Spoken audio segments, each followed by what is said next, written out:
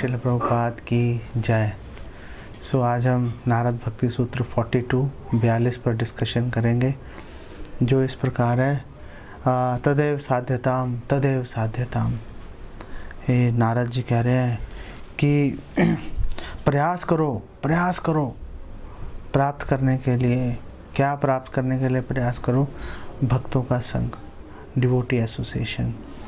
कैसे ये बात आया? तद शब्द जो है वो पीछे से डिवोटी एसोसिएशन की बात चल रहे हैं, तो उसको बेसिकली यहाँ पे कैरी कर रहे हैं। तो इसलिए बोल रहे हैं तदेव साध्यताम कि प्रयास करो भक्तों का संग प्राप्त करने के लिए। तो इस पे डिस्कशन करते हैं मंगलाचरण के बाद। आजानुलंबित भुजौ कनकावदातो संकीर्तनैक पितरौ कमलायताक्षो विश्वम्भरो द्विजवरौ युग धर्म पालो वंदे जगत प्रिय करो करुणावतारो। वंदे श्री कृष्ण चैतन्य नित्यानंदो सहोदितो गौड़ोदय पुष्पवंदो चित्रो छंदो तमोनुदो पंचतत्वात्मकं कृष्णं भक्त रूप स्वरूपकं भक्तावतारम भक्ताख्यम नमामि भक्त शक्तिकम। श्री कृष्ण चैतन्य प्रभु नित्यानंद श्री अद्वैत गदाधर शिवासादि गौर भक्त वृंदा। हरे कृष्ण कृष्ण कृष्ण हरे हरे, हरे राम राम राम हरे हरे। नमो विष्णुपादाय कृष्ण प्रेष्ठाय भूतले श्रीमते भक्ति वेदांत स्वामी नित्य नामने। नमस्ते सारस्वते देवे गौरवाणी प्रचारिणे निर्विशेष शून्यवादी पाश्चात्य देश तारिणे। वैराग्य विद्या निज भक्ति योगा शिक्षार्थम एक पुरुषा पुराना श्री कृष्ण चैतन्य शरीरधारी कृपाम्बुधिर्यस्तम अहम प्रपद्ये। तो यहाँ पर नारद जी कह रहे हैं कि भक्तों के संग के लिए प्रयास करो। 2 बार बोल रहे हैं इस बात को। जैसे हमारे शास्त्रों में बोला है हरे राम एव केवलम। वो जोर डालने के लिए बोला है कि हरि का नाम लो, केवल हरि का नाम लो। क्यों नाम लो? क्योंकि इम्पोर्टेंट है। उसी न्याय के ऊपर आधारित यहाँ पर नारद जी 2 बार बोल रहे हैं जोर डालने के लिए कि तदेव साध्यति, कि उसी का। एव मतलब एक्सक्लूसिव, सिर्फ उसी की बात करो भक्तों का संग प्राप्त करने के लिए। तो आज ये जो डिस्कशन है, इस डिस्कशन के दौरान हम पहले थोड़ी भक्तों के संग की महिमा की बात करेंगे, फिर हम बात करेंगे कि भक्तों का जो संग है आखिर उसका मतलब क्या है, भक्तों के संग का अर्थ क्या है, उसके ऊपर डिस्कशन करेंगे।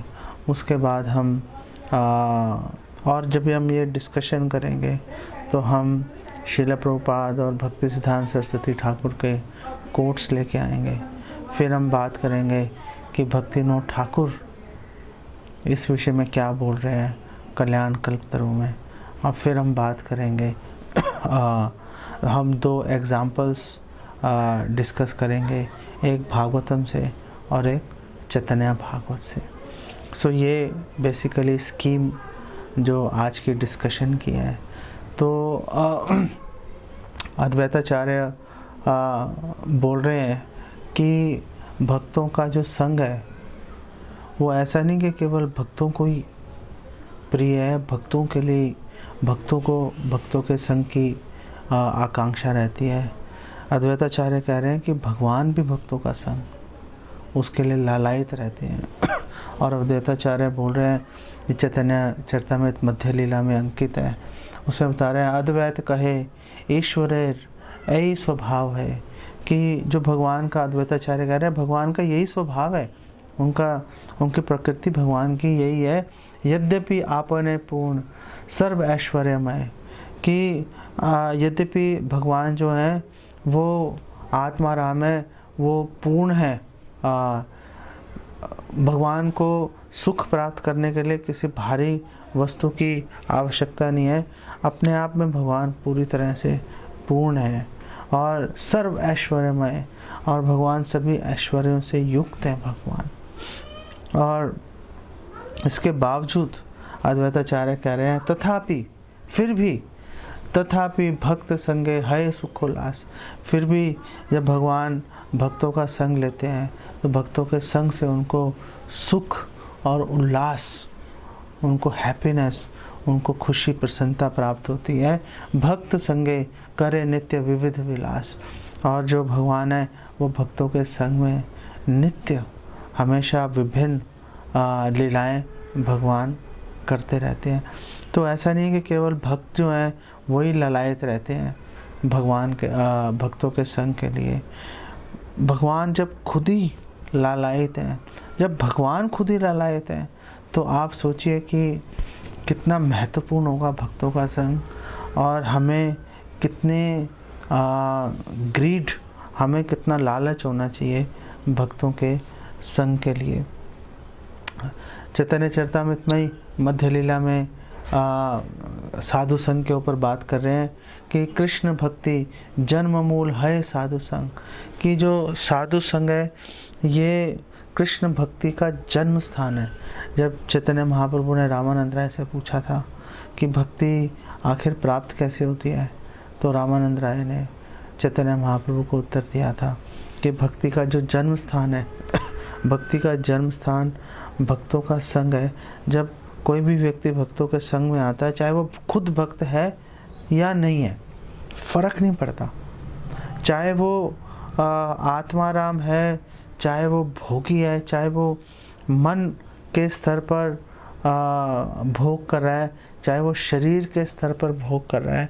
जब एक्चुअली में चैतन्य महाप्रभु जब आत्माराम जो श्लोक है आत्मारामश्च मुनयो, तो उस श्लोक के अंदर जब चैतन्य महाप्रभु ने 61 विभिन्न व्याख्याएं दी थी आत्माराम वर्ष की, तो उस दौरान चैतन्य महाप्रभु ने निर्ग्रंथे, जो निर्ग्रंथ शब्द है उसकी चैतन्य महाप्रभु ने 2 मतलब उठाए थे। कई सारे मतलब उठाए थे, उसमें से मैं 2 अर्थ जो उठा रहा हूँ कि निर्ग्रंथ का मतलब है जो मन में रमा हुआ है अपने, और एक निर्ग्रंथ का अर्थ है जो अपने शरीर में रमा हुआ है।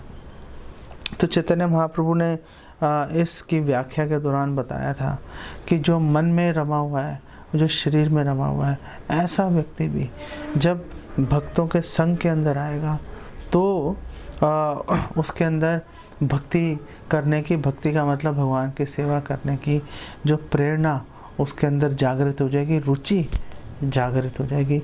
इसलिए रामानंद राय ने बोला था कि साधु संग हिते है, कि कृष्ण भक्ति जन्म मूल है साधु संग। कि साधु संग जो है वो कृष्ण भक्ति का जन्म स्थान है। कृष्ण प्रेम जन्मे ते हो पुनः मुख्य अंग। और साधु संग से क्या हुआ? साधु संग से कृष्ण प्रेम जागृत हो गया। अच्छा, तो कृष्ण भक्ति का जन्म स्थान है साधु संग। तो इसका मतलब ये है कि जब साधु संग लेंगे, कृष्ण भक्ति जागृत हो गई तो बस उसकी नीड खत्म हो गई। लेकिन यहाँ पर उसको क्वालिफाई कर रहे हैं, यहाँ पर उस बात को पहले से ही काट रहे हैं, इस ऑब्जेक्शन को, और बोल रहे हैं कि कृष्ण प्रेम जन्मे, कृष्ण प्रेम जागृत ही हो गया, वो पहुँच गए सिद्धावस्था के पास में, वहाँ पहुँच गए, कृष्ण प्रेम जागृत ही हो गया। और बोल रहे हैं कि कृष्ण प्रेम जन्मेते हो पुनः मुख्य अंग। फिर भी जो भक्तों का संग है वो फिर भी मुख्य अंग ही बना रहेगा। हम चाहे ब्रज में देखें, ब्रज में जो गोपी हैं वो एक दूसरे को भगवान की कथा सुनाकर, भगवान की लीलाएं सुनाकर, उनके भगवान के पास टाइम्स खुद इनैक्ट करके वो एक दूसरे की जो विरह की जो अग्नि है उसको शांत कर रही हैं। द्वारका में जो भगवान कृष्ण की रानी है, हमें इसका भी वृत्तांत प्राप्त होता है कि वो लोग भी द्वारका में भगवान कृष्ण का विरह, उससे मुक्ति प्राप्त करने के लिए और भगवान कृष्ण की लीलाओं के बारे में, उनके गुणों के बारे में एक दूसरे से चर्चा कर रही हैं। तो जो एक बार कृष्ण प्रेम जन्म हो गया, सिद्धा अवस्था में पहुंच गए, तो भी यहाँ पर बताया जा रहा है चैतन्य चरितामृत में कि तो भी जो भक्तों का संग है वो मुख्य अंग ही बना रहेगा। ऐसा नहीं है कि मायावादियों की तरह कि भगवान के विग्रह की पूजा करो सिद्धि प्राप्त करने के लिए। जब सिद्धि प्राप्त हो जाएगी, मूर्ति का काम खत्म हो गया, अब तो निराकार ब्रह्म की बात करेंगे। नहीं, भक्तों का संग शुरू में भी भक्तों का संग प्रमुख है, उसी से भक्ति मिलेगी। और जब प्राप्त हो गई, जब सिद्धावस्था में भी पहुंच गए तो भी भक्तों का संग मुख्य अंग बना ही रहेगा। आगे इसी साधु संघ के ऊपर बता रहे हैं कि साधु संगे कृष्ण भक्ति श्रद्धा यदि है, यदि साधु संघ और कृष्ण की भक्ति में अगर श्रद्धा जागृत हो जाती है, भक्ति फल प्रेम है संसार जाए क्षय। तो उसका फल क्या होता है कि उसके फल से जो भक्तों के संग में और भक्ति में अगर रुचि आ गई, श्रद्धा आ गई, तो भक्ति का फल प्राप्त हो जाता है प्रेम, और प्रेम प्राप्त हो जाता है और संसार है क्षय, और जो संसार है उसका नाश हो जाता है। बार बार जन्म लेने की, मृत्यु होने की सारी संभावनाएं खत्म हो जाती हैं, और जो भक्त है वो इस संसार में रहते हुए भी बिल्कुल मुक्तावस्था में विचरण करता है और सदैव भगवान के स्मरण में लीन रहता है। साधु संग हैते है श्रवण कीर्तन। क्यों ऐसा होता है? क्योंकि साधु संग के द्वारा साधुओं के साथ बैठेंगे, वैष्णवों के साथ, भक्तों के साथ बैठेंगे, तो उससे श्रवण कीर्तन होता है। मत चित्ता मदगत प्राणा बोधयन्ता परस्परम कथ्यम तश्च माम नित्यम तुष्यन्ति चा रमन्ति चा। कि जब भक्तों के साथ बैठेंगे तो जो भक्त हैं वो एक दूसरे से मेरी, भगवान कृष्ण कह रहे हैं, मेरी कथा के बारे में बात करते हैं और उसी से वो सब पूर्णतः संतुष्ट हो जाते हैं। यहाँ पर भी वही बात की जा रही है कि जो साधु संग हैते है श्रवण कीर्तन, साधु संग के माध्यम से, साधु संग के द्वारा क्या प्राप्त होगा? श्रवण, भगवान की लीलाओं और भगवान नाम सुनने का अवसर मिलेगा, और कीर्तन बोलने का अवसर मिलेगा। और आगे कह रहे हैं साधन भक्ति है सर्व अनर्थ निवर्तन। और जो साधन भक्ति के माध्यम से जब भक्त भक्ति में जुड़ेगा तो उसके सारे अनर्थ, सर्व अनर्थ निवर्तन, सारे अनर्थ उसके नष्ट हो जाएंगे जड़ से, जैसे जड़ से नष्ट हो जाते हैं। जैसे हमारे शास्त्र में बोला है कि जैसे आप कहीं पे खरपतवार उगी हुई है, आपने खरपतवार को उखाड़ के फेंका, बारिश आई, पानी गिर गया, वापस उग जाती है खरपतवार। तो ऐसे ही भौतिक इच्छाएं आपने ख़त्म कर दी, का भोगने की इच्छा ख़त्म कर दी, लेकिन वो वापस उग जाएगी, दोबारा से जागृत हो जाएगी। लेकिन अगर कृष्ण की भक्ति में अगर जुड़ गए, अगर भगवान कृष्ण के नाम रूप गुण लीला भक्तों के संग में रहकर सुनने में अगर रुचि आ गई, तो वो जो खरपतवार है, वो जो भोग प्रवृत्ति है, उसका जो बीज है अविद्या, वो जैसे फ्राई कर देते हैं उसको, तेल खौलते तेल में डाल के उसको फ्राई कर दिया। तो जब फ्राई कर दिया, अब उस बीज को निकाल के आप कितनी उपजाऊ मिट्टी में आप डाल दो, दोबारा कभी अंकुरित नहीं होगा। उसी प्रकार से जो अनर्थ नाश होते हैं, क्योंकि हस्ती स्नान की बात चैतन्य चरितामृत में की गई है कि अगर हम लोग अपने पापों का प्रायश्चित कर लेंगे तो पाप करने की प्रवृत्ति उसके द्वारा नहीं जाती, लेकिन अगर भक्ति में जुड़ेंगे तो जो प्रवृत्ति है वो जड़ बेसिकली समूल नाश हो जाएगा, जड़ समेत ख़त्म हो जाएगी। जब जड़ ही ख़त्म हो गई, जब बीज ही फ्राई हो गया, तो फिर दोबारा से भौतिक इच्छाएं और पाप करने की जो प्रवृत्ति है वो दोबारा से अंकुरित होने की कोई संभावना नहीं रहती। लेकिन अगर साधु संग मिस कर दिया, अगर हम साधु संग नहीं कर पाए, और भक्ति सिद्धांत सरस्वती के 2-3 कोटेशंस भी हम बात करेंगे, बिल्कुल शॉर्ट कोटेशंस हैं, साधु संग के ऊपर। तो अगर साधु संग मिस कर दिया हमने तो क्या होगा? साधु संग मिस करने से महत कृपा विना कौन कर में भक्ति नहीं। अगर साधुओं की कृपा से अगर हम विहीन हो गए, अगर साधु हमें कृपा प्राप्त होनी चाहिए थी, हमारे पास अवसर था प्राप्त करने का, लेकिन हम प्राप्त नहीं कर पाए, तो कभी भी भक्ति प्राप्त नहीं होगी। और फिर आगे उस पर और ज़्यादा जोर दे रहे हैं कि कृष्ण भक्ति दूर रहो। अरे कृष्ण भक्ति की बात करना तो बहुत बड़ी बात है। वो कह रहे हैं कृष्ण साधु अगर संग नहीं मिला, अगर महत कृपा नहीं मिली तो भक्ति नहीं मिलेगी। भक्ति तो बहुत दूर की बात है। कृष्ण भक्ति दूर रहो, संसार नहे क्षय। संसार भी आपका ख़त्म नहीं होगा। भौतिक क्लेश, भौतिक दुख, बार बार जन्म मृत्यु, ये सब यथावत बने रहेंगे। सो इसीलिए साधु संग का महत्व है। इसीलिए नारद जी यहाँ पर बार बार बोल रहे हैं कि साधु संग के पीछे उसके लिए प्रयास करो, साधु संग के लिए प्रयास करो। वे आगे जाके बात करेंगे towards the end of the lecture कि आखिर वो प्रयास है क्या, आखिर वो प्रयास करना क्या है। भक्ति विनोद ठाकुर कल्याण कल्पतरु में बोल रहे हैं, तीर्थ फल साधु संग, साधु संगे अंतरंग, श्री कृष्ण भजन मनोहर। कि तीर्थ जाने का, तीर्थ यात्रा करने का फल क्या है?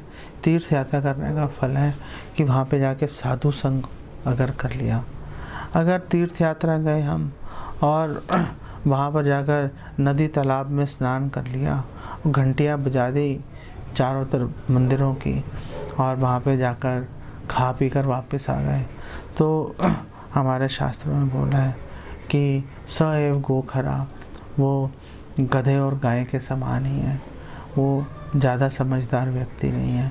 तो तीर्थ यात्रा करने का फल है कि साधु संग मिलेगा। तीर्थ यात्रा करनी इसलिए चाहिए कि साधु संग मिले। मैं विशेष रूप से, मुझे इस बात का दुख है कि इस्कॉन के कितने भक्त हैं जो हम देखते हैं कि वो भागते हैं। इस्कॉन के बाहर के लोगों की मैं बात नहीं करता, क्योंकि श्रील प्रभुपाद बोल ही रहे हैं कि जो इस्कॉन से कनेक्टेड नहीं है वो वैसे ही मृग तृष्णा में जी रहा है, वैसे ही हवाई किले के अंदर रह रहा है, वो कहीं पे कुछ पहुंच नहीं पाएगा। हम बात कर रहे हैं इस्कॉन के भक्तों के लिए, जिनके लिए फिर भी आशा की किरण अभी चालू है। ऐसे लोग भी भागेंगे, सुबह जाएंगे और सुबह जाके पहुंच जाएंगे दर्शनार्थी तक, दर्शन करेंगे, फिर वहाँ से महाप्रसाद खरीद के खा लेंगे और फिर इधर उधर 2-3 मंदिरों के दर्शन कर लेंगे और फिर थोड़ा रेस्ट करके इधर उधर घूम फिर के जमुना जी दर्शन करके वापस आ जाएंगे दिल्ली। अरे भाई, साधु संघ का क्या हुआ? आपने किसी वैष्णव का आपने संग ही नहीं लिया, तो फिर आपका तीर्थ यात्रा जाने का पॉइंट ही क्या है? अगर आप धाम जाना चाहते हो, तीर्थ यात्रा करना चाहते हो, तो उसके केवल 2 ही उद्देश्य होने चाहिए कि आप किसी सेवा के लिए जा रहे हो, कि आपको वहाँ से किसी भक्तों की सेवा के लिए कुछ वहाँ से सामान लेके आना है, कुछ कार्य वहीं पर है आपको, या फिर किसी वहाँ पे कोई उन्नत भक्त है, आप जाके उसकी एसोसिएशन, उसका संग ले रहे हो। अदरवाइज़ वहाँ जाके ऐसे बेकार में धक्के खाने से क्या पॉइंट है? तो भक्ति विनोद ठाकुर यहाँ पे यही कह रहे हैं, तीर्थ फल साधु संग, साधु संगे अंतरंग, श्री कृष्ण भजन मनोहर। कि तीर्थ फल जो है साधु संग है, और साधु संग से क्या होगा कि हम लोग बहुत ही इंटीमेटली, बहुत ही अंतरंगता से भगवान कृष्ण का भजन कर पाएंगे। यथा साधु तथा तीर्थ, साधु और तीर्थों में कोई फर्क नहीं होता। तीर्थ ही कुर्वन्ति तीर्थानि। युधिष्ठिर महाराज ने बोला था विदुर जी को, जब विदुर जी वापस आए थे पर्यटन करके, दुर्योधन ने उनको धमकी दी थी कि मैं आपको छोड़ूंगा नहीं। सो जब विदुर जी वापस आए थे, महाभारत का युद्ध समाप्त हो गया था, तो उस समय महाराज युधिष्ठिर ने उनको जब मिले थे विदुर जी को, तो उनका सत्कार करने के लिए उन्होंने बोला था भगवत विदा भागवतास। तो इस श्लोक के अंदर उन्होंने बोला था तीर्थी कुर्वन्ति तीर्थानि, कि आप ही तीर्थ स्थान जो है वो क्यों तीर्थ स्थान है, क्योंकि आप उनको तीर्थ बना रहे हो, आप उनको शुद्ध कर रहे हो।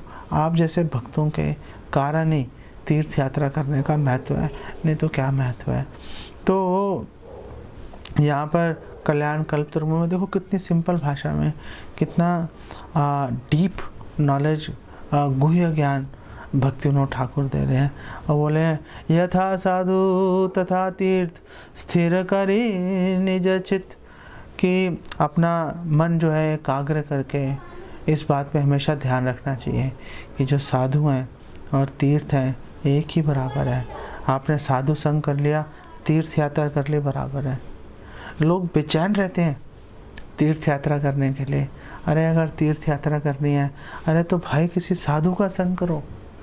साधु के संग से आपको वही लाभ यहीं बैठे बैठे आपको प्राप्त हो जाएगा। क्यों व्यर्थ अपना समय गंवाते हो? साधु संग से आपको सारी सिद्धियां आपको प्राप्त हो जाएंगे। भक्ति विनोद ठाकुर कह रहे हैं जथा साधु तथा तीर्थ स्थिर करी निज चित, साधु संग कर निरंतर। इसीलिए अपने चित्त को एकाग्र करके सदैव निरंतर आप साधु संग करो।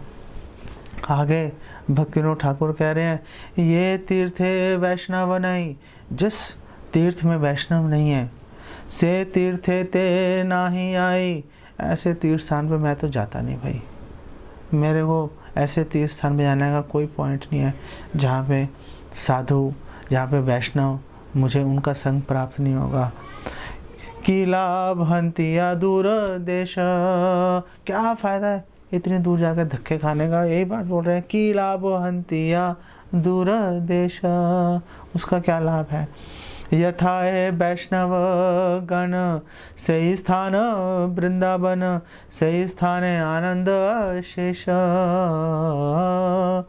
कि जहाँ पर वैष्णव है वही स्थान वृंदावन है, और वहीं पर आपको अशेष, आपको अक्षुण अक्षय आनंद आपको वहीं से प्राप्त होगा। अब भक्ति विनोद ठाकुर निष्कर्ष निकाल रहे हैं विनोद कही छे भाई, और भक्ति विनोद ठाकुर बहुत ही विनम्रता पूर्वक कह रहे हैं अरे भाई प्लीज़ मेरी बात सुन लो। विनोद कही छे भाई भ्रमिया की फल पाई, ऐसे बेकार में धक्के खाने से क्या आपको फल या लाभ प्राप्त होगा। वैष्णव सेवन मोर व्रत, वैष्णव की सेवा ही मेरा व्रत है। तो जो मेरा व्रत है वैष्णव की सेवा करना, वही व्रत आप भी ले लो और वैष्णव का संग, वैष्णव की सेवा करो। तो अब हम बात करते हैं कि वैष्णव का जो संग है, जो साधु संग है, आखिर उसका मतलब क्या है। प्योर डिवोटी चलो दिख गई, ये रहा प्योर डिवोटी। अच्छा, अब चलो उसका संग लेते हैं। तो संग लेने का मतलब क्या है, तो 4 इसमें हम पॉइंट्स डिस्कस करेंगे। तो पहली बात है संग लेने का मतलब है कि उस वैष्णव की सेवा की जाए। जैसा भक्ति विनोद ठाकुर यहाँ पे कह रहे हैं वैष्णव सेवन मोर व्रत, कि मैंने व्रत लिया हुआ है, मैंने प्रतिज्ञा की है कि वैष्णव की सेवा करूँगा। तो वैष्णव का संग करने का मतलब है वैष्णव की सेवा करना। और भक्ति सिद्धांत सरस्वती ठाकुर कह रहे हैं कि अगर कोई व्यक्ति शुद्ध भक्त गुरु की शरण लिए बगैर, अगर कोई जो व्यक्ति है वो केवल कृष्ण भक्ति करने का दिखावा कर रहा है, तो वो इसी प्रकार है कि आपने टूटे घड़े में पानी भर दिया। आपने समझे? आप टूटे घड़े में पानी भरने का मतलब है जैसे टूटे हुए घड़े के अंदर आप कितना ही पानी भर लो कभी नहीं टिकेगा। ऐसे ही आप गुरु और वैष्णव की सेवा से विहीन उनकी सेवा की उपेक्षा करके आप कितनी ही कृष्ण भक्ति कर लो, आपको कभी उसका फल नहीं मिलेगा। इसलिए बहुत सारे लोग वृंदावन में भी और कई डिवोटीज़ हमसे पूछते हैं कि प्रभु आप वृंदावन तो जाते हो, वृंदावन में आप बांके बिहारी जी के मंदिर क्यों नहीं ना जाते हो, ना लेके जाते हो। तो हम उनको ये उत्तर, इसका जो उत्तर है उसका उत्तर यही है कि बांके बिहारी जी कृष्ण है। कृष्ण में क्या भेद है, वो तो कृष्ण ही है। राधा श्याम सुंदर और बांके बिहारी बेसिकली एक ही बात है। तो हम क्यों नहीं जाएं बांके बिहारी के मंदिर, क्यों हम वहाँ जाने से कतराते हैं? हम इसलिए कतराते हैं कि वहाँ पर हमारे पूर्ववर्ती आचार्यों में से कोई भी विराजमान नहीं है, ना षट गोस्वामी है, ना आगे गुरु परंपरा है, ना विश्वनाथ चक्रवर्ती ठाकुर है, ना बलदेव विद्याभूषण है, कोई भी वहाँ पर मौजूद नहीं है। प्रभुपाद मौजूद नहीं है, भक्ति सिद्धांता सरस्वती मौजूद नहीं है, भक्ति विनोद ठाकुर वहाँ पर मौजूद नहीं है। तो जब ये सारे वैष्णव, ये सारे आचार्य, ये जो शुद्ध भक्त है, जब वही वहाँ पे मौजूद नहीं है तो हम वहाँ जाकर क्या करेंगे? हम आखिर वहाँ जाकर करेंगे भी क्या? हम वहाँ चले भी गए तो हमें उससे क्या लाभ होगा? हमें सेवा में नियोजित करने वाला तो कोई है ही नहीं। शायद विश्वनाथ चक्रवर्ती ठाकुर, मुझे आचार्य का नाम याद नहीं आ रहा, मोस्ट प्रोबेबली विश्वनाथ चक्रवर्ती ठाकुर है। वो कह रहे हैं कि अगर मैं कहीं जा रहा हूँ और मुझे कृष्ण दिख गए अकेले में, अगर कृष्ण अकेले ही खड़े हैं, मैं जा रहा था और कृष्ण अकेले दिख गए, तो आप क्या करोगे? तो विश्वनाथ चक्रवर्ती ठाकुर कह रहे हैं मैं नहीं जाऊंगा, मैं क्या करूंगा जाके वहां पर। और फिर आगे कह रहे हैं कि अगर कृष्ण ने बुलाया भी तो भी मैं नहीं जाऊंगा। कृष्ण कह रहे हैं वो भाई बात सुनिए जरा, भाई मैं नहीं आता। कितनी बड़ी बात है कि कृष्ण नहीं बुला रहे हैं, अकेले खड़े हैं। मतलब हम लोग तो मरे जा रहे हैं ऐसी अवसर के लिए, लेकिन वो कह रहे हैं कि कृष्ण अकेले खड़े हैं और बोलेंगे ना बात सुनिए भाई मैं नहीं जाता। और वो आगे कह रहे हैं कि अगर कृष्ण अपने भक्तों के साथ खड़े होंगे और नहीं भी बुलाएंगे तो भी मैं चले जाऊंगा। क्यों चले जाओगे? क्योंकि वहाँ पे भक्त खड़े हैं और भक्त बड़े दयालु होते हैं। भक्त मुझे किसी न किसी सेवा में नियोजित कर ही लेंगे। तो इसीलिए ये बात भक्ति सिद्धांता सरस्वती ठाकुर कह रहे हैं कि वो अगर वैष्णव की गुरु की सेवा नहीं की अगर, तो आपने जितनी भी कृष्ण भक्ति की वो टूटे घड़े में पानी भरने के समान है। ऐसा दिखावा तो केवल अहंकार ही है। और एक भक्त को सतत कृष्ण भक्तों का जो है संग ढूंढते रहना चाहिए। मैं इतना कमज़ोर हूँ कि मैं कृष्ण भक्तों के, मैं वैष्णव के संग के बिना जीवित ही नहीं रह सकता। मैं मर जाऊंगा, मतलब मेरी आध्यात्मिक मृत्यु हो जाएगी। अगर मैं लगातार भक्तों का संग नहीं करूंगा तो निश्चित रूप से मेरे हृदय में स्वामी बनने की इच्छा बलवती हो जाएगी और तरह तरह के पापपूर्ण विचार मेरे मन को परेशान करेंगे। भौतिक जो अस्तित्व है, जो भौतिक संसार है, ये नरक का द्वार है। और हालांकि यद्यपि भक्ति सिद्धांत सरस्वती कह रहे हैं, यद्यपि शुरू में बहुत सुखद लगता है लेकिन अंत में केवल निराशा ही हाथ लगती है। तो पहली बात है कि वैष्णव का संग करने का मतलब है वैष्णव की सेवा करो।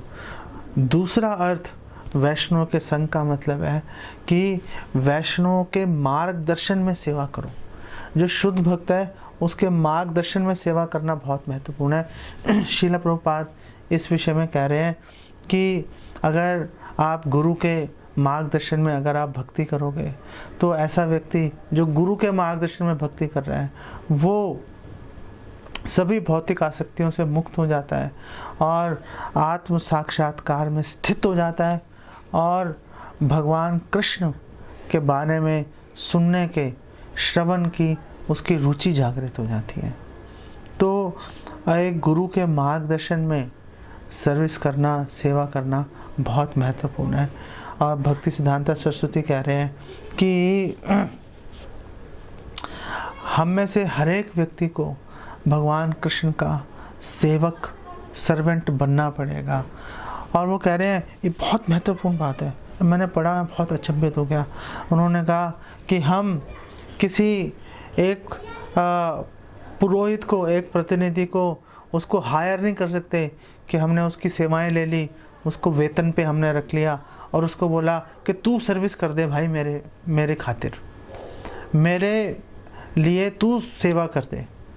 और भक्ति सिद्धांत सरस्वती ठाकुर कह रहे हैं कि मैंने देखा है कई संप्रदायों में एक पुरोहित जो है वो सेवा कर रहा होता है, वो पूजा कर रहा होता है और बाकी लोग बुत की तरह खड़े होते हैं।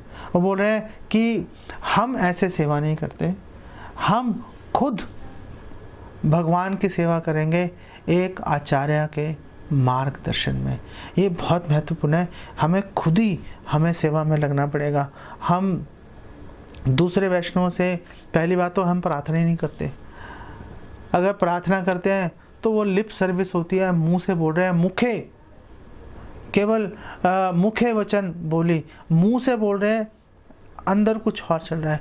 हे प्रभु जी, आप, माता जी प्लीज़ आप हमारे लिए प्रार्थना करो। अरे भाई क्या प्रार्थना करें? की थी तो तुम भक्ति में जुड़ गए, की थी तो तुम वैष्णवों के संग में आ गए, अब और क्या करें भाई? अब तुम्हारा कर्तव्य है कि अब तुम सेवा में जुड़ जाओ। अब अगर अभी भी तुम सोचो कि हम इन्हीं पर लदे रहेंगे कि आप हमारे लिए प्रार्थना करते रहो, और भाई वो तो कर ही रहे हैं, आपका क्या कर्तव्य है? क्या आप कोई सेवा में जुड़ रहे हो कि नहीं जुड़ रहे हो? क्या आप के अंदर सेवा की भावना आ रही है, नहीं आ रही है? या आप एक पैरासाइट, परजीवी की तरह आप दूसरों के कंधे पे सवार रहोगे और कोशिश करोगे उसकी भक्ति को, उसके परिश्रम को चूसने के लिए? ये कोई भक्ति नहीं है।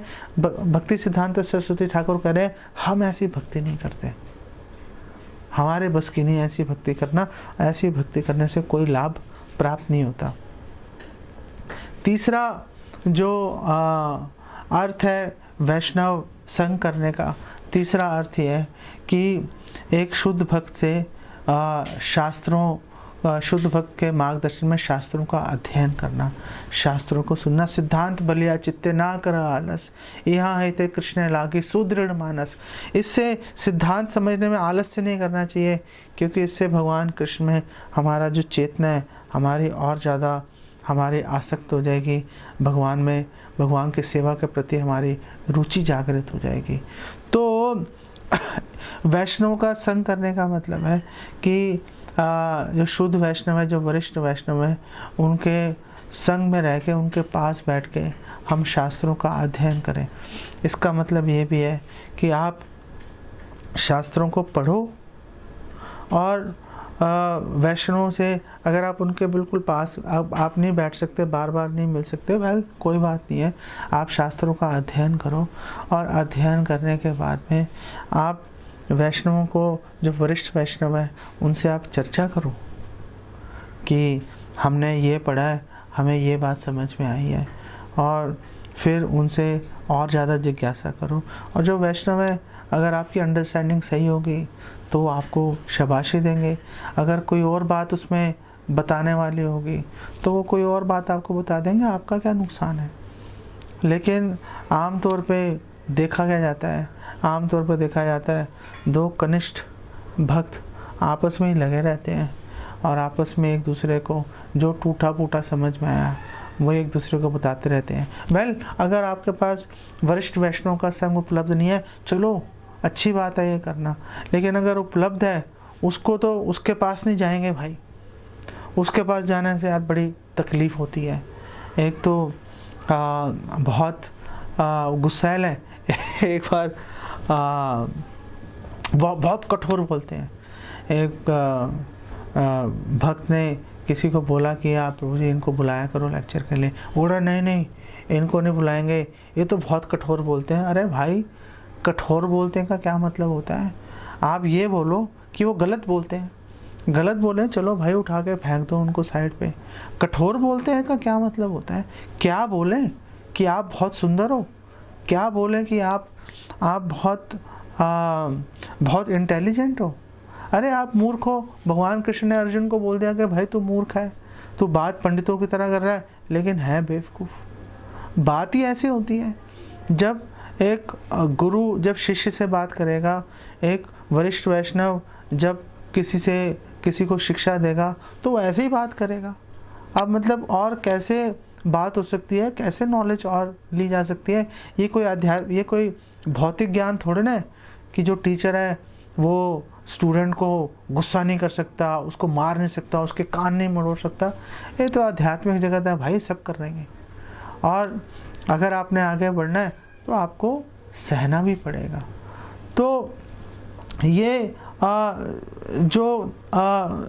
शास्त्र जो अध्ययन है वो एक वरिष्ठ वैष्णव के मार्गदर्शन में करना अनिवार्य है, क्योंकि शास्त्रों के अंदर प्रभुपाद के ग्रंथ हैं पूरे एकदम हर बात उसके अंदर क्लियर लिखी हुई है। कई लोग ये भी बोलते हैं कि जब प्रभुपाद के ग्रंथ हैं, सारी चीज़ क्लियर है, तो फिर हमें वरिष्ठ वैष्णव की क्या ज़रूरत है?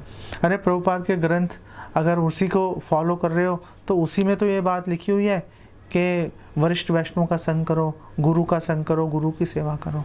तो आप ये कह रहे हो कि हम शास्त्र पढ़ेंगे, प्रभुपाद के ग्रंथ पढ़ेंगे लेकिन पालन नहीं करेंगे, ये क्या पढ़ाई हुई?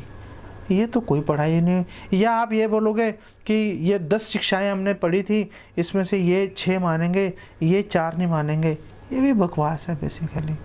अगर आप निष्ठावान हो तो आपको प्रॉपर चेतना के अंदर आपको गुरु के मार्गदर्शन में स्टडी आपको करना ही पड़ेगा।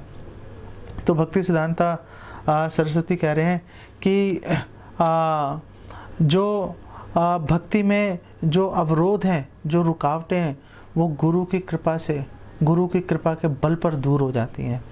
और एक बार वो दूर हो जाती हैं तो जो भक्त है वो बहुत तेज़ी से प्रगति करता है भक्ति के अंदर। इसीलिए हमें भगवान के बारे में गुरु और साधु से सुनना चाहिए और उनके मार्गदर्शन में शास्त्रों का अध्ययन करना चाहिए। उन्होंने बोला कि श्रवण के अंदर जो है शास्त्रों का अध्ययन करना, वो श्रवण के अंतर्गत ही आता है। और अगर हम गुरु के चरणों से एक क्षण के लिए भी अगर हम विचलित हो गए, डिस्ट्रैक्ट हो गए अगर हम, तो यह निश्चित है कि हमारा पतन हो जाएगा। इतना क्लियर इंस्ट्रक्शन दे रहे हैं, इतनी क्लियर इंस्ट्रक्शन दे रहे हैं कि गुरु, अगर शुद्ध भक्त का गुरु का संग करना क्यों महत्वपूर्ण है, क्यों उनके मार्गदर्शन में शास्त्रों का अध्ययन करना जरूरी है। चौथा जो पॉइंट है कि वैष्णव एसोसिएशन का, शुद्ध भक्तों के एसोसिएशन का, गुरु की एसोसिएशन का क्या मतलब होता है। तो वैष्णव शुद्ध भक्ति अगर हम संग ले रहे हैं तो उसकी एसोसिएशन का मतलब होता है कि जो उसके गुण हैं वो गुण हम अपने जीवन में भी उतारें। वो वैष्णव अगर उसकी भगवान की अर्चना करने में अगर बहुत रुचि है और बहुत फिक्स्ड है भगवान की अर्चना करने में, तो हम अगर उस गुण को अपने जीवन में उतारना चाहते हैं तो ऐसे भक्त का हमें संग करना चाहिए। उससे हमें प्रेरणा मिलेगी कि हम अर्चन में आगे बढ़ेंगे। अगर हम शास्त्रों के अध्ययन में हमारी रुचि है तो ऐसे वैष्णव का संग करना चाहिए जिनकी शास्त्र अध्ययन में रुचि है। ऐसे वैष्णव का संग करेंगे तो फिर आपकी धीरे धीरे शास्त्रों में रुचि आती जाएगी। तो ऐसे वैष्णव का संग करना चाहिए उनके गुण अपने जीवन में उतारने के लिए। इस बारे में हरि भक्ति शुद्धोदय में बताया गया है कि यस्य यत् संगति पुंसो मणिवत् स्यात् स तद्गुणः स्व कुलर्ध्ये ततो धीमान स्वयूथानि एव संश्रयेत। कि जो व्यक्ति जैसा संग करता है वो वैसा ही बन जाता है। और उन्होंने उदाहरण दिया कि मणिवत, जैसे एक मणि होती है और मणि जो है, अगर कोई हम किसी और कांच को फॉर एग्जांपल हम मणि के पास ला के रख देंगे तो जो मणि का जो रंग है, जो उसकी चमक है, वो थोड़ी चमक जो है वो उस कांच के ऊपर भी पड़नी शुरू हो जाएगी। और वो बोलेंगे कि वो जो कह रहे हैं कि वो जो हरि भक्ति शुद्धोदय में बोला है कि वो जो कांच भी है वो भी थोड़ी बहुत उस रंगत के अंदर चमकना शुरू कर देगा। इसीलिए एक जो भक्त है वो शुद्ध भक्तों की संगति में शुद्ध भक्त बन सकता है। हम सबका कर्तव्य है, हम ड्यूटी बाउंड है शुद्ध भक्त बनने के लिए, और शुद्ध भक्त बनने की जो सीढ़ी है वो शुद्ध भक्त का संग ही है। अगर हम शुद्ध भक्त का संग करेंगे तो ही बेसिकली बात बनेगी। भक्ति सिद्धांत सरस्वती ठाकुर इस विषय में 2-3 उनकी स्मॉल कोटेशंस हैं, वो आपके साथ मैं शेयर करना चाहता हूँ। बहुत सारी बातें करने वाली हैं, मे बी आज थोड़ा टाइम ज़्यादा लग जाएगा, लेकिन ये महत्वपूर्ण विषय है और आपको इनके बारे में बताना बहुत आवश्यक मैं समझ रहा था। भक्ति सिद्धांत सरस्वती कह रहे हैं कि जो लोग अभक्तों को भक्त समझते हैं वो निश्चित रूप से समस्या में गिर जाएंगे, समस्या से घिर जाएंगे वो। तो हम लोग जब संग कर रहे हैं तो हमें पता रहना चाहिए कि कौन भक्त है और कौन भक्त के वेश में अभक्त है। जैसे 13 संप्रदाय हैं, प्राकृत सहजियाँ जो हैं वो उनमें, और एक जो शुद्ध भक्त है उनके पहरावे में, हाव भाव में कोई फ़र्क नहीं होता, बिल्कुल सेम ही चलते हैं। तो ये आपको शास्त्र चक्षु से वो क्या बोल रहे हैं, उनका आचरण कैसा है, ये देखकर आपको ये डिस्क्रिमिनेट, आपको ये अंदाज़ा लगाना पड़ेगा, आपको एक नतीजे पे पहुंचना पड़ेगा कि ये भक्त है या भक्त के वेश में अभक्त है।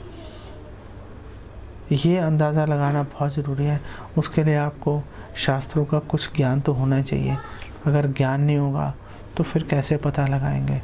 जो लोग शास्त्र नहीं पढ़ते, जो लोग प्रभुपाद के ग्रंथों को अच्छी तरह से अध्ययन नहीं करते, वो कभी भी इसकी जानकारी प्राप्त नहीं कर पाएंगे और जाने अनजाने में वो लोग भक्त समझकर भक्तों का संग करते रहेंगे। और भक्ति सिद्धांत सरस्वती ठाकुर कह रहे हैं वो हमेशा किसी न किसी समस्या से घिर जाएंगे। और आगे वो कह रहे हैं कि अपने से श्रेष्ठ भक्तों का संग करना अनिवार्य है।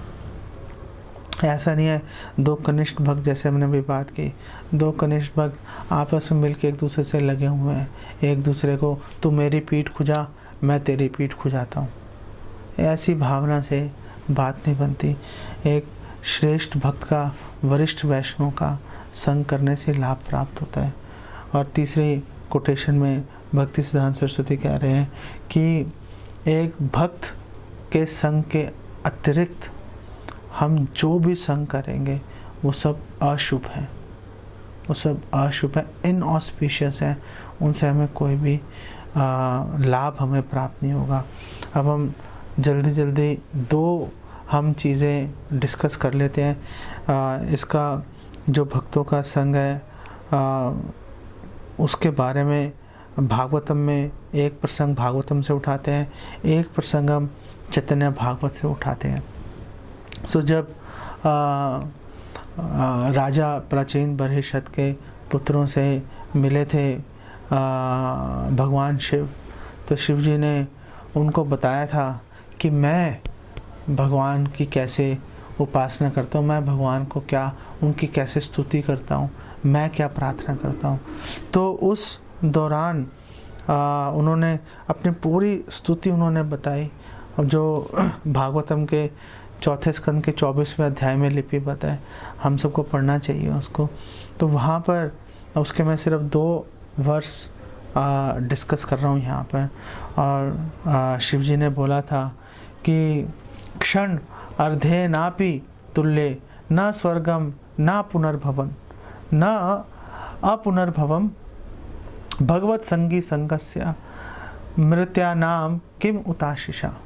कि वो बोल रहे हैं कि क्षण अर्धेन अपि, अगर आधे क्षण के लिए भी अगर एक भगवत संगी संगस्य, एक भक्त का अगर वैष्णव का संग हमें प्राप्त हो जाए तो उसकी जो तुलना है वो कर्म, श्रील प्रभुपाद ट्रांसलेशन कर रहे हैं कि वो कर्म से नहीं हो सकती।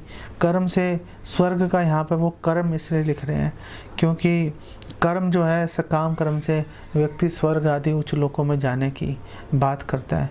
तो शिव जी कह रहे हैं कि आधे क्षण का जो भगवत संग, जो वैष्णव संग है, उसकी तुलना स्वर्ग लोक से या अपुनर्भवम कि या आपको मोक्ष ही मिल गया, सायुज्य मुक्ति प्राप्त हो गई, ब्रह्म ज्योति में लीन हो गए, उससे भी नहीं उसकी तुलना हो सकती भगवत संगी संगस्य। तो जब ऐसी बात है, जब स्वर्ग लोक से और मोक्ष से जब उसकी तुलना नहीं हो सकती, आधे क्षण अगर वैष्णव का संग मिल गया तो फिर वो कह रहे हैं मर्त्यानाम किम उताशिषा।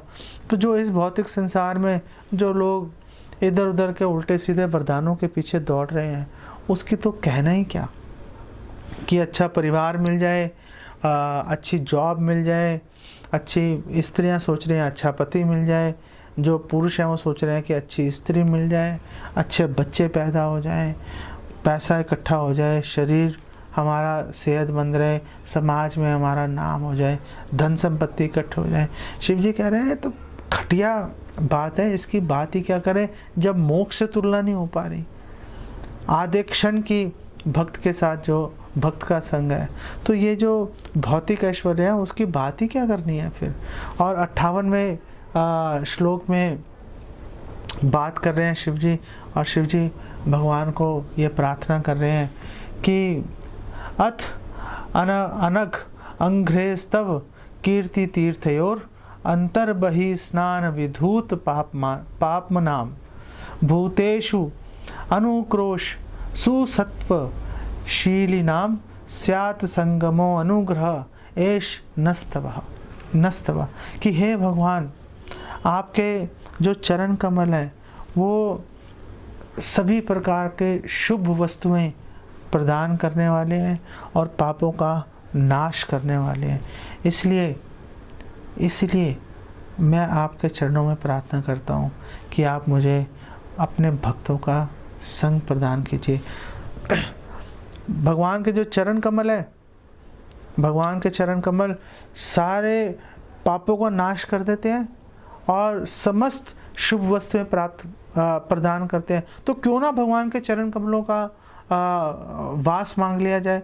वो कह रहे हैं नहीं, आपके चरण कमल की दया अगर आप मुझ पर करना चाहते हो तो मुझे अपने भक्तों का संग दे दो, क्योंकि आपके चरण कमल सभी शुभ वस्तुएं प्रदान करने वाले और अनर्थों का नाश करने वाले हैं। इसलिए मेरी आपसे प्रार्थना है कि आप वैष्णव का संग दो, जिससे मुझे सभी मेरे जो अभीष्ट हैं वो पूरे हो जाएं और सारे अनर्थ मेरे नष्ट हो जाएं। ऐसा शिव जी का भाव है। वो बोल रहे हैं कि मुझे आप प्लीज़ मुझ पर दया कीजिए अपने भक्तों का संग प्रदान करने के लिए, जो आपके चरण कमलों की अर्चना पूजा करने के कारण पूर्णतः शुद्ध हैं और जो बद्ध जीवों के प्रति अत्यंत दयालु हैं। मेरा मत है, मैं ये मानता हूँ, शिव जी कह रहे हैं भगवान को, अरे मेरा ये मत है कि आपकी जो वास्तविक, जो असली आपकी जो दया है, जो वरदान है आपका वास्तविक, वो ये है कि आप मुझे अगर अपने भक्तों का संग करने की अनुमति दे देंगे। भक्तों का संग हमारी मर्जी से नहीं हो पाता, भक्तों का संग भगवान की अनुमति से होता है। और अगर भगवान की अनुमति से भक्तों के संग में घुस गए और उपद्रव करना शुरू कर दिया तो सोचो किसको तकलीफ़ पहुंचा रहे हो। ये बात हमेशा अपने दिमाग में रखनी चाहिए। तो शिव जी यहाँ पर कह रहे हैं कि आपकी असली दया यही है कि आप मुझे अनुमति दें कि मैं आपके भक्तों का संग कर सकूं। चैतन्य भागवत से एक प्रसंग लेके आते हैं। हरिदास ठाकुर और चैतन्य महाप्रभु, जब चैतन्य महाप्रभु शिवा सांगन में सप्त प्रहरीय लीला कर रहे थे और सप्त प्रहरीय लीला इसके बाद में हम बात करेंगे कि आखिर वैष्णव संघ में हमें जो प्रयास है तदेव साध्यति कि प्रयास करो, तो प्रयास करना क्या है, अभी उस पर भी बात करेंगे। तो जब भगवान सप्त प्रहरी लीला कर रहे थे तो भगवान सभी भक्तों को एक एक करके बुला रहे थे और भगवान उन पर दया बरसा रहे थे, चैतन्य महाप्रभु। तो चैतन्य महाप्रभु ने हरिदास ठाकुर को बुलाया और हरिदास ठाकुर से चैतन्य महाप्रभु ने कई वार्तालाप किए और हरिदास ठाकुर को चैतन्य महाप्रभु ने बोला, वो तुम्हें 22 बाजारों में पीटा गया था, मैंने ही तुम्हारे तन को अपने तन से ढक दिया था, इसलिए तुम्हें दर्द नहीं हो रही थी, सारी पीड़ा मैंने सह ली थी। हरिदास ठाकुर सुन के बेहोश हो गए। अब हरिदास ठाकुर जो है भगवान के समक्ष हैं और हरिदास ठाकुर भगवान का ऐश्वर्य देख रहे हैं, गदगद हो रहे हैं, रोए जा रहे हैं, इतने आंसू बह रहे हैं कि भगवान को ठीक से देख भी नहीं पा रहे। और हरिदास ठाकुर बोल रहे हैं कि तोमा देखी बारे मोर कौन अधिकार, आपका दर्शन करने का मेरे पास क्या अधिकार है, मैंने ऐसा किया ही क्या है कि आपके दर्शन मुझे प्राप्त हो जाए। एक बाई प्रभु की छू ना चाहिए बार, बस मुझे आपसे एक ही वस्तु चाहिए, आप मुझे एक वस्तु प्रदान कर दीजिए। चैतन्य महाप्रभु बहुत भावावेश में आ गए। चैतन्य महाप्रभु ने बोला, प्रभु बले बल बल सकल तुम्हार, बोलो हर चीज तुम्हारी है, बोलो क्या चाहिए। तुम्हार अदेय किछु नाही को हमार, ऐसी कोई वस्तु नहीं है मेरे पास में जो मैं तुम्हें दे नहीं सकता, जो मैं तुम्हें दे नहीं दूंगा। जो मांगना है तुम मांग लो, मैं तुम्हें हर चीज देने के लिए तैयार हूँ, उत्सुक को लालाए तू। अब हरिदास ठाकुर की बारी आ गई, मतलब फ्री हैंड मिल गया हरिदास ठाकुर को। हरिदास ठाकुर बोल रहे हैं, कर योड़ करी बोले, अपने हाथ जोड़कर हरिदास ठाकुर बोल रहे हैं, कर योड़ करी बोले प्रभु हरिदास। हरिदास ठाकुर हाथ जोड़ के बोल रहे हैं, मुई अल्प भाग्य प्रभु करो बड़ आश, कि मैं तो बहुत ही अल्प भाग्य हूँ, अल्प मंद बुद्धि हूँ, मेरा भाग्य भी अच्छा नहीं है और मैं आपसे बहुत बड़ी वस्तु मांगने वाला हूँ और मेरी आपसे बड़ी आशाएं, बहुत बड़ी मेरी आशा है कि आप मेरी पूरी कर ही देंगे। तुम्हारा चरण भजे ये सकल दास, और जितने भी वैष्णव है जो आपके चरणों का भजन कर रहे हैं, आपके चरणों की सेवा कर रहे हैं, तार अवशेष ये न है मोर क्रास, आप मुझ पर ऐसे दया कीजिए कि उनका जो अवशेष है, जो उनकी जूठन है, वही मेरा भोजन बन जाए। और वो बोल रहे हैं, ऐ मोर अपराध, ओह ऐ मोर अपराध हे न चित्ते लय, महापद चाहो ये मोहार योग्य नहीं। और मैंने कितना बड़ा अपराध है कि मैंने अपने हृदय में ऐसी भावना, ऐसा विचार में ले आया कि वैष्णव का उच्चिष्ट मिल जाए। ओह, ये मैंने क्या कर दिया, आखिर ये विचार मैं अपने हृदय में कैसे ले आया। महापद चाहो, ये महान पद मैं चाहता हूँ, आखिर मेरे में योग्यता नहीं है, मैं कैसे बिना योग्यता के, ये मोहार योग्य नहीं, मेरे में योग्यता नहीं है। ओह हे महाप्रभु, मैंने कैसे मांग लिया, यह हरिदास ठाकुर कह रहे हैं। और हरिदास ठाकुर ने बोला, शचिर नंदन बाप, हे स्वामी, हे शचि नंदन, कृपा कर मोरे, मुझ पे दया कीजिए। कुकुरु करिया मोरे, राख भक्त करे, मुझे कुत्ता बना दीजिए और कुत्ता बना के मुझे एक भक्त के घर में आप वास दे दीजिए, यही मेरी इच्छा है। बिल्कुल यही सेंटिमेंट्स जो हैं, यही भावनाएं भक्तिमोह ठाकुर भी चैतन्य महाप्रभु के प्रति व्यक्त कर रहे हैं। तो भक्तों का संग इसलिए महत्वपूर्ण है। और जो शिवजी बोल रहे हैं, जो हरिदास ठाकुर बोल रहे हैं, क्या प्रयास करना है हमें, तदेव साध्यति, प्रयास करो। क्या प्रयास करो, हमें प्रयास करना है। कैसे हमें वैष्णव का संग मिलेगा, क्या प्रयास करेंगे हम वैष्णव का संग प्राप्त कर पाएंगे, भगवान से प्रे करके, भगवान से प्रार्थना करके। शिवजी भगवान से प्रार्थना कर रहे हैं, वैष्णव का संग प्रदान करने के लिए। हरिदास ठाकुर चैतन्य महाप्रभु से गुहार लगा रहे हैं वैष्णव का संग प्रदान करने के लिए। तो प्रयास का मतलब है प्रार्थना करो। प्रयास का मतलब ऐसे नहीं है वैष्णव के घर में ज़बरदस्ती घुस जाओ वैष्णव का संग लेने के लिए। वैष्णव का संग लेने का मतलब है, प्रयास करने का मतलब है कि हमें भगवान से प्रार्थना करनी चाहिए कि हे भगवान, आप प्लीज़ हमें वैष्णव का संग प्रदान कीजिए। हमें प्रार्थना करनी चाहिए बड़े विनीत भाव से वरिष्ठ वैष्णव को, शुद्ध भक्तों को, गुरु को, क्या प्लीज़ हमें अपना संग दीजिए, हमें मार्गदर्शन दीजिए। घर में छुप के मत बैठ जाओ, अपने मन के पीछे मत दौड़ो। जो आपके मन को अच्छा लग रहा है वो 99% मोस्ट लाइकली गलत ही होगा। वो काम करो जो आपके मन को अच्छा नहीं लग रहा। अगर वैष्णव के पास जाने में तकलीफ़ हो रही है तो मन को वो तकलीफ़ दे दो भाई, मन को वो तकलीफ़ दो और वैष्णव के चरण पकड़ लो। यही प्रयास है। इसी बारे में नारद जी यहाँ पर परामर्श दे रहे हैं। इसको यहीं पे हम विराम देते हैं।